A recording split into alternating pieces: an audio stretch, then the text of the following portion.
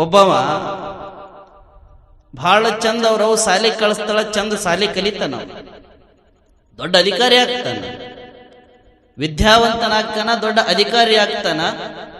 ಅವ ಯಾವ ಹುಡುಗಿಯನ್ನ ತೋರಿಸ್ತಾನ, ಯಾವ ಕನ್ಯೆಯನ್ನ ತೋರಿಸ್ತಾನ, ಅದನ್ನೇ ಅವರ ತಾಯಿ ನೋಡಿ ಮದುವೆ ಮಾಡಿ ಕರ್ಕೊಂಡು ಬರ್ತಾಳೆ. ಮಗನಿಗಿಂತ ದೊಡ್ಡದು ಯಾವುದೂ ಇಲ್ಲ ಅಂತೇಳಿ ಮಗ ಹೇಳಿದ ಎಲ್ಲ ಕೆಲಸಗಳನ್ನ ತಾಯಿ ಮಾಡ್ತಾಳೆ. ಕೊನೆಗೆ ಅವನು ಚೆನ್ನಾಗಿ ಶಾಲೆ ಕಲಿಸ್ತಾಳೆ. ಎಲ್ಲ ಮುಗಿದ ಮೇಲೆ ಅವ ಯಾವ ಕನ್ಯೆಯನ್ನ ತೋರಿಸ್ತಾನ ಅದೇ ಕನ್ಯೆಯನ್ನ ಮದುವೆ ಮಾಡಿಕೊಂಡು ಮನೆಗೆ ಕರ್ಕೊಂಡು ಬರ್ತಾನ. ಸ್ವಲ್ಪ ದಿನ ಆದ ಮೇಲೆ ಆ ಮದುವೆಯಾಗಿ ಬಂದಂತ ಹುಡುಗಿ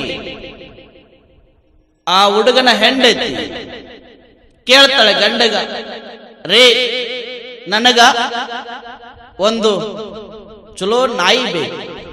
ಏನ್ ಬೇಕ್ರಿ? ನಾಯಿ ಬೇಕಂತಾಳೆ. ಆ ಹೆಣ್ಮಗಳು ಎಂತ ನಾಯಿಯನ್ನು ಕೇಳ್ತಾಳೆ ಅಂದ್ರೆ ಸುಮಾರು 1,00,000 ರೂಪಾಯಿಯ ನಾಯಿಯನ್ನ ಆ ಹೆಣ್ಣು ಮಗಳು ಕೇಳ್ತಾಳ. ಯಾವಾಗ 1,00,000 ರೂಪಾಯಿ ನಾಯಿಯನ್ನು ಕೇಳ್ತಾಳೆ, ಆಯ್ತು ಅಂತ ಗಂಡ ಹೋಗಿ ನಾಯಿ ತಗೊಂಡು ಬರ್ತಾನ. ಈ ಹೆಣ್ಮಗಳು ಏನು ಮಾಡ್ತಾ ಇರ್ತಾಳೆ ಅಂದ್ರೆ ದಿನ ಅದನ್ನು ವಾಕಿಂಗ್ ಕರ್ಕೊಂಡು ಹೋಗ್ತಿರ್ತಾಳೆ.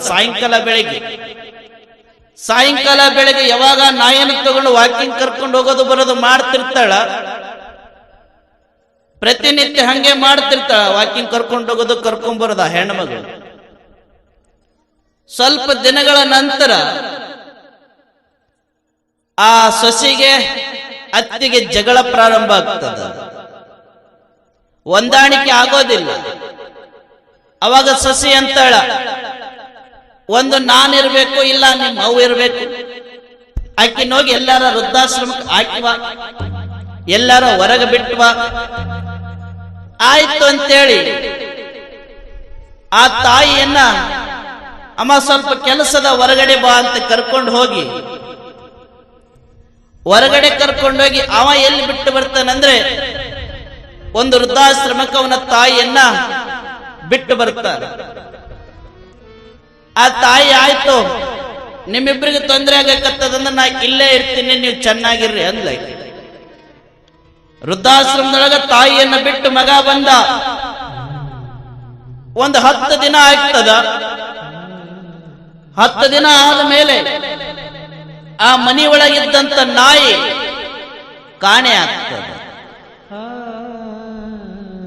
ಒಂದು 10 ದಿನಗಳ ಆದ್ಮೇಲೆ ಮನೆಯೊಳಗಿದ್ದಂತ 1,00,000 ರೂಪಾಯಿ ನಾಯಿ ಕಾಣೆ ಆದ್ಮೇಲೆ ಹೆಂಡತಿ ಗಂಡನಿಗೆ ಹೇಳ್ತಾಳ, ಆ ನಾಯಿ ಸಿಕ್ಕ ಮೇಲೆ ನಾನು ಊಟ ಮಾಡ್ತೇನೆ, ಆ ನಾಯಿ ಸಿಕ್ಕ ಮೇಲೆ ನಿನ್ನ ಮನೆಗೆ ಬರ್ತೀನಿ, ಆ ನಾಯಿ ಇದ್ರೆ ಮಾತ್ರ ನಾ ಇರ್ತೀನಿ, ಇಲ್ಲ ಅಂದ್ರೆ ಇರಲ್ಲ ಅಂತ ಜಗಳಾಡ್ತಾಳ ಗಂಡನ ಜೋಡಿ ಹೆಂಡತಿ.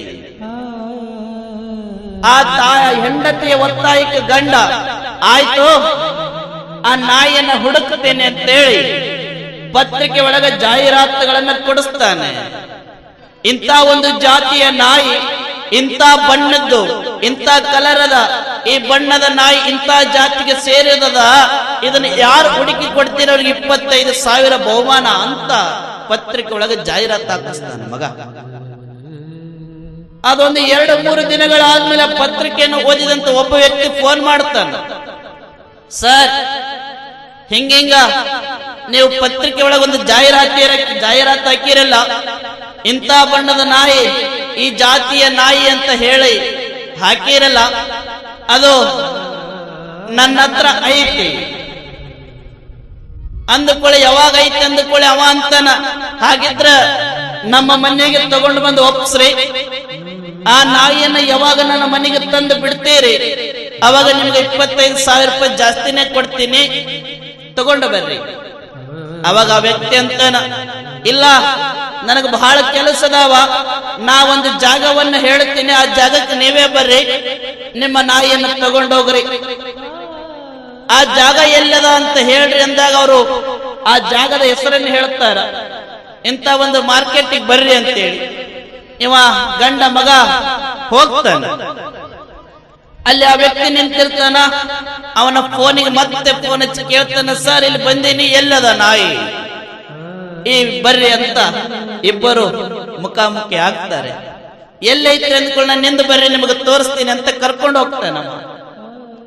ಸೀದಾ ಎಲ್ಲಿಗೆ ಕರ್ಕೊಂಡು ಹೋಗ್ತಾನೆ ಅಂತಂದ್ರೆ ಆಶ್ರಮಕ್ಕೆ ಕರ್ಕೊಂಡು ಹೋಗ್ತಾನೆ. ಇಲ್ಲಿಗೆ ಕರ್ಕೊಂಡು ಬಂದಿ ಅಂತ ಆ ವ್ಯಕ್ತಿ ಕೇಳಿದ್ರ, ನಿಮಗ ನಾಯಿ ಬೇಕೋ ಬೇಡೋ? ಬೇಕು, ಬರ್ರಿ. ಯಾವ ತಾಯಿಯನ್ನ ವೃದ್ಧಾಶ್ರಮಕ್ಕೆ ಬಿಟ್ಟಿದ್ನಲ್ಲ, ಯಾವ ತಾಯಿ ಬೇಡ ಅಂತ ವೃದ್ಧಾಶ್ರಮಕ್ಕೆ ತಂದು ಬಿಟ್ಟಿದ್ನಲ್ಲ, ಅದೇ ತಾಯಿಯ ಇರುವಂತ ವೃದ್ಧಾಶ್ರಮಕ್ಕೆ ಆ ನಾಯಿ ಆ ತಾಯಿಯನ್ನು ಹುಡುಕೊಂಡು ಕಾಲು ಕೆಳಗೆ ಮಲ್ಕೊಂಡಿತ್ತು ಬಂದು. ಅವಾಗ ಕೇಳ್ತಾನ, ನಾಯಿ ತಂದಿದ್ದ ನಾನು, ಅದನ್ನ ದಿನ ಬೆಳಿಗ್ಗೆ ವಾಕಿಂಗ್ ಕರ್ಕೊಂಡು ಹೋಗಿದ್ದು ನನ್ನ ಹೆಂಡತಿ. ನಾವು ಕಾಳಜಿ ಮಾಡಿ ನಾವು ಪ್ರೀತಿಯಿಂದ ತಂದೀವಿ, ಆದ್ರ ನಮ್ಮಿಬ್ಬರನ್ನ ಬಿಟ್ಟು ನನ್ನ ತಾಯಿಯನ್ನು ಯಾಕೆ ಹುಡ್ಕೊಂಡು ಬಂದದ ಈ ನಾಯಿ ಅಂತ ಪ್ರಶ್ನೆ ಮಾಡಿದಾಗ ತಾಯಿ ಹೇಳ್ತಾಳ, ಮಗ ನೀ 1,00,000 ರೂಪಾಯಿ ತಂದ್ರೆ 1,00,000 ರೂಪಾಯಿ ಕೊಟ್ಟ ನಾಯಿಯನ್ನು ತಂದಿರ್ಬೋದು.